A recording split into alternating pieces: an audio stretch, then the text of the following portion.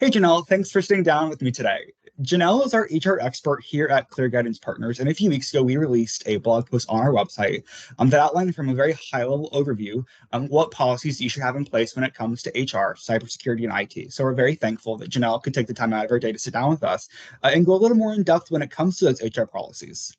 Thanks, Trey. Yeah, so overall, an employee handbook should serve as a comprehensive guide that outlines an organization's policies, procedures, expectations, and benefits for its employees.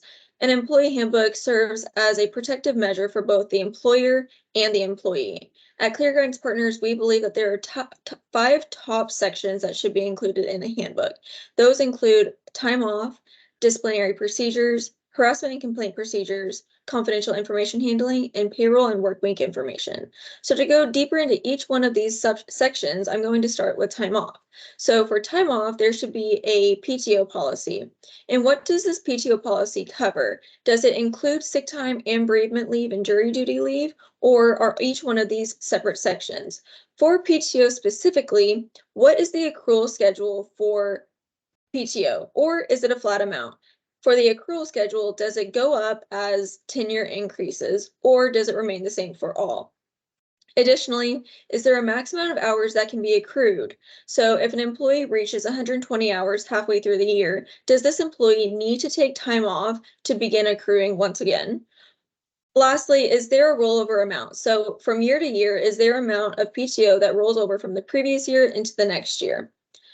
Additionally, what is the PTO payout upon separation? So is there a certain amount that is paid out? Is there a maximum amount that is paid out? Is it the full amount that an employee has upon separation, or does the employee not get any kind of payout upon separation? Next is the disciplinary procedures. So the organization should state the expectations regarding their standards of behavior and performance. So they should be able to state exactly what their expectations are. And if this is not followed, they should also state the disciplinary action that will be given. So do they follow a progressive discipline, or is there a stricter approach that they take? They should also state that they have the right to administer discipline as they see fit, though the discipline should always be just and non-discriminatory. Next is the harassment and complaint procedures. So to begin with, this procedure and policy should state the definition of harassment. This should include unlawful harassment and sexual harassment. Following this, the organization should always state an anti-retaliation policy. So if an employee comes to a supervisor or management or the company in general with a complaint, there should be no kind of retaliation given to this employee. Additionally, what is the complaint procedure? Who should this employee inform, and how will the complaint be handled after the complaint is filed? Next is the confidential information handling. To start, this policy should define what exactly confidential information means to the organization.